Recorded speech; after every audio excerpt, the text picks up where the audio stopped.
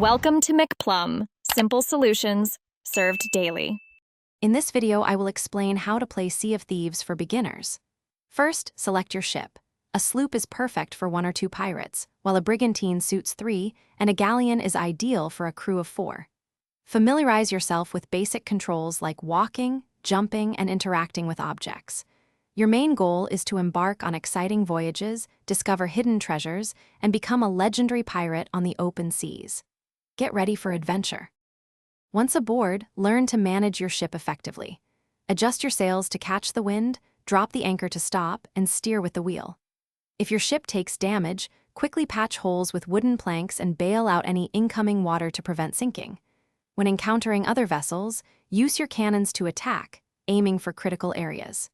You can also board enemy ships for close-quarters combat, adding an extra layer of excitement to naval battles. The heart of piracy is treasure hunting. Visit the trading companies at outposts to accept voyages, which are essentially quests. These will provide you with treasure maps, riddle scrolls, or bounties to track down.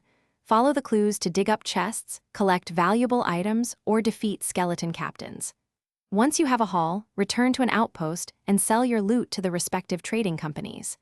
This earns you gold for cosmetics and boosts your reputation, unlocking new adventures.